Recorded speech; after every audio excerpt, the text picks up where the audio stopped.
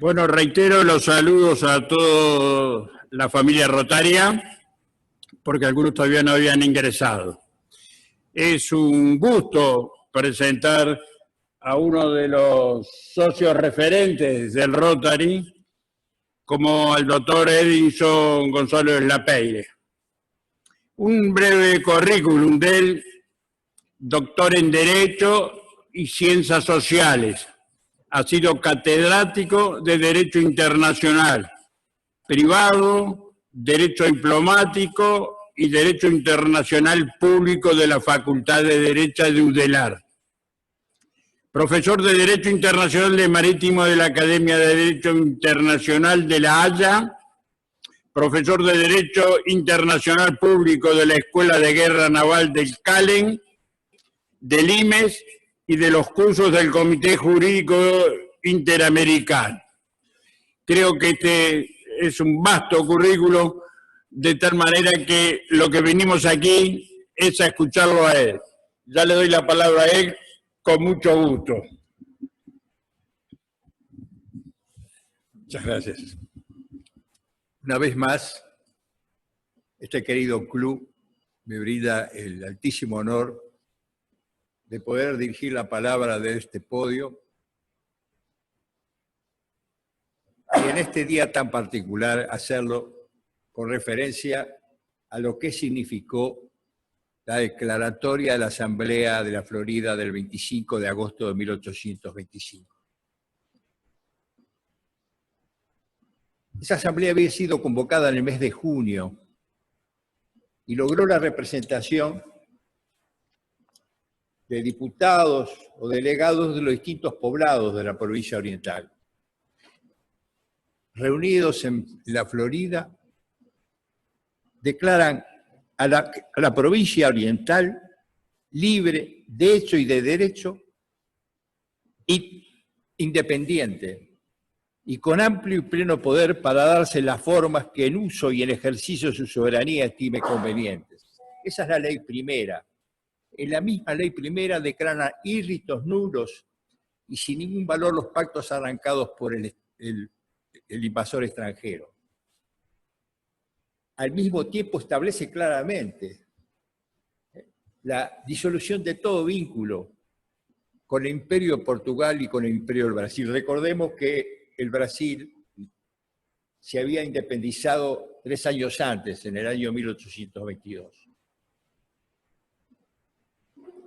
En la ley segunda, la Asamblea de la Florida resuelve la incorporación de la provincia oriental a las Provincias Unidas del Río de la Plata y dice textualmente, porque es la voluntad libremente manifiesta de los pueblos de la provincia oriental. Reitero, la incorporación de la provincia oriental a las Provincias Unidas del Río de la Plata. Y por la ley tercera se resuelve aprobar un pabellón provisorio, blanco celeste impuso, con el propósito de que el mismo sea enarbolado en todo el periodo necesario hasta que la provincia oriental sea incorporada a las Provincias Unidas del Río de la Plata. Y se envían 2 diputados a Buenos Aires, donde estaba reunido el Congreso Constituyente, a los efectos de que acepta la incorporación de la provincia oriental. Pero aquí, que no lo dejaban ni entrar a la sala donde se reunían los constituyentes argentinos. Y pasaron todos los días. Y la provincia oriental seguía en una especie de limbo, porque había declarado su independencia y su voluntad de incorporarse a las Provincias Unidas del Río de la Plata, pero no era aceptada. No porque existiera un rechazo, sino porque existía el temor de que aquella hazaña extraordinaria que había protagonizado el general Juan Antonio de la Valleja con sus 33 orientales fracasara. Y hubieron 2 acontecimientos fundamentales que modificaron esta situación. La batalla del Rincón, que tiene como jefe militar oriental al general Fructuoso Rivera, que se había unido a las fuerzas de la Valleja en el llamado Abrazo del Monzón, y que tiene lugar el 24 de septiembre de 1825. Es una batalla muy importante, no solo por la victoria que se obtiene en el terreno militar, sino porque de ese modo se pudo obtener la caballada imperial. Estamos hablando de miles de caballos que se incorporaron al ejército oriental. Y en segundo lugar tenemos la batalla de Sarandí, el 12 de octubre de 1825, donde el ejército oriental, comandado por el general Juan Antonio Lavalleja, derrota a las tropas imperiales. Curiosamente, en ese ejército, comandando las distintas alas, se reúnen por única vez los lugartenientes de Artigas, Manuel Oribe, Fructuoso Rivera, Juan Antonio de Lavalleja y Pablo Ciufriategui. Efectuado esta especie de introducción al análisis de lo que significó la Asamblea de la Florida, efectuada hace 195 años, cabe preguntarse cuál fue el alcance de esta asamblea. ¿Se declaró efectivamente la independencia del territorio nacional en esa oportunidad? El tema se ha discutido a lo largo del tiempo. En lo que es personal tengo que dar mi visión, que puede ser totalmente subjetiva. Yo no creo que sea un acto de independencia. Es el pueblo oriental en armas que se decreta independiente para tomar un camino, y ese camino es el camino de Artigas. Es el derrotero que había señalado el general Artigas con las instrucciones del año 13, y luego cuando en reiteradas oportunidades rechazó la posibilidad que la banda oriental pudiera ser un estado independiente. Pero es también la voluntad de los lugartenientes de Artigas.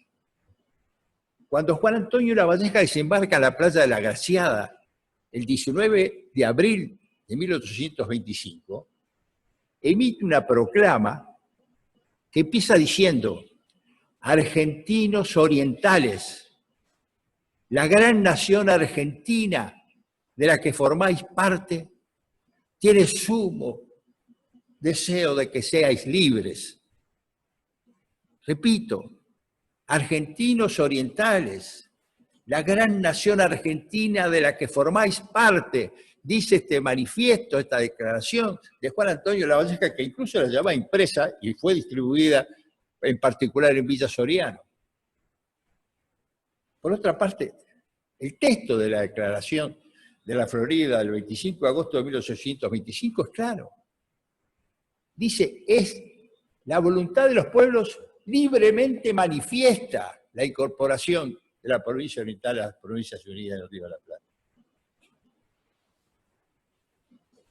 Pueden haber otras interpretaciones que yo las respeto, pero creo que eso no significa para nada invalidar la importancia que tiene este 25 de agosto que hoy conmemoramos, porque fue un acto de soberanía.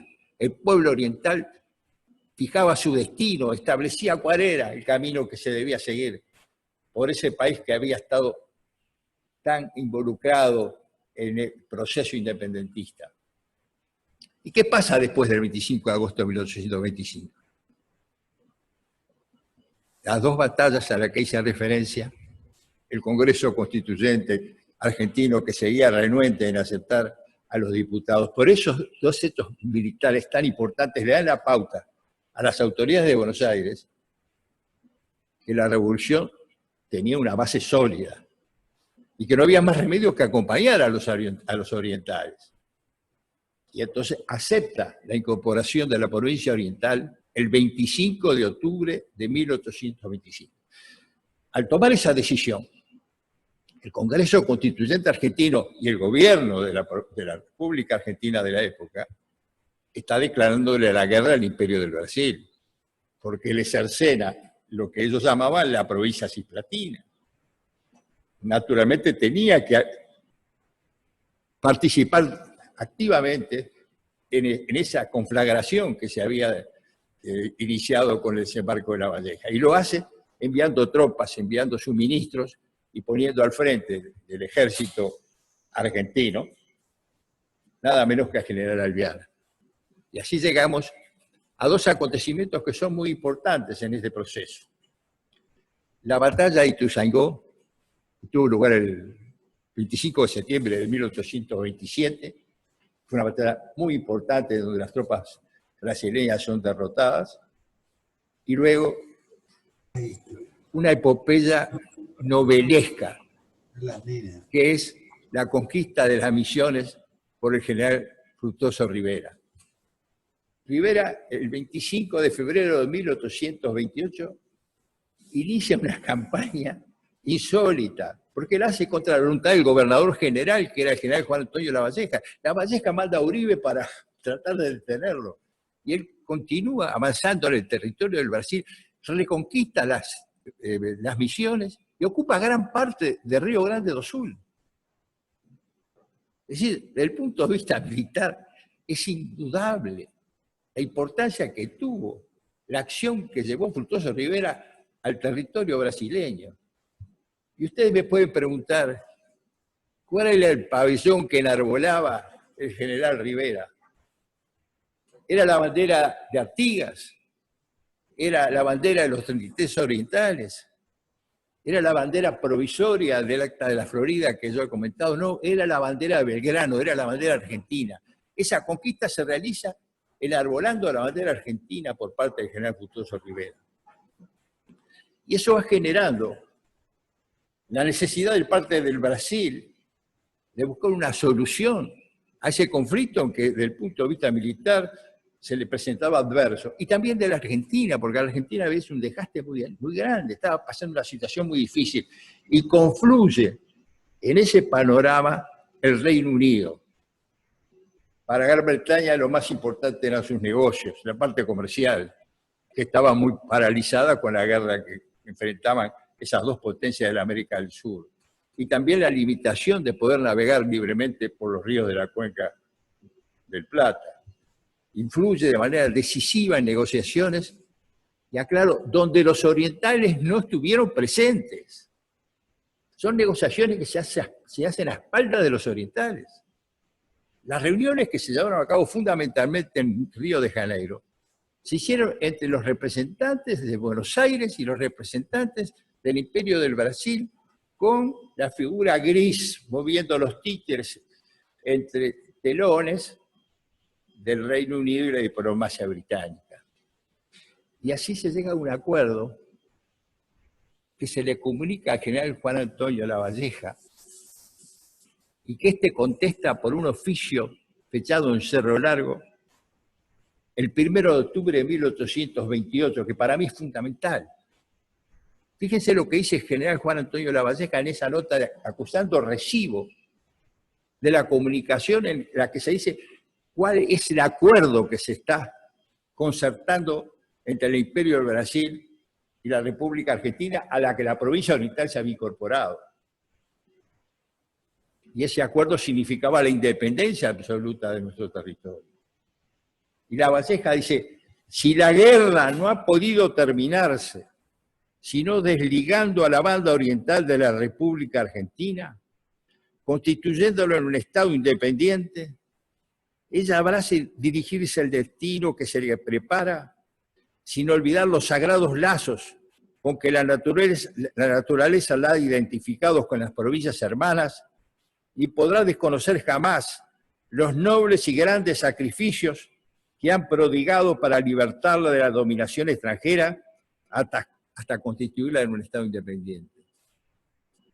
Como si la independencia fue un tributo, un gravamen que se dio por parte de las autoridades de la República Argentina para que la guerra terminase. Esa es la respuesta del general Juan Antonio Lavalleja, pero establece además el compromiso de no olvidarse de los vínculos fraternos con las provincias hermanas. Y eso yo creo que es un mandato que debe regir nuestras relaciones fundamentalmente con la República Argentina. Hemos tenido conflictos, y es natural que suceda conflictos entre vecinos, desde nuestros orígenes, la lucha de puertos, los problemas limítrofes, las dificultades a veces de carácter comercial. Hemos tenido diferencias con la Argentina y los vamos a seguir teniendo. Pero tenemos que resolverlo con este espíritu fraterno al que hace mención el general Juan Antonio Lavalleja. Yo creo que no hay nada más parecido a un argentino que un uruguayo, pero no somos iguales. Y eso lo dice muy bien Jorge Luis Borges en su Milonga para los orientales. Dice, el sabor del oriental, con estas palabras pinto, es el sabor de lo que es igual y un poco distinto. Como los tientos de un lazo se entrevera nuestra historia, esa historia de a caballo con sabor a sangre y gloria. Después dice, milonga para el primer tango que se quebró me da igual en los patios de Junín o en los patios de Cervada. Milonga para que el tiempo vaya borrando fronteras, no en vano tiene los mismos colores las dos banderas. Muchas gracias.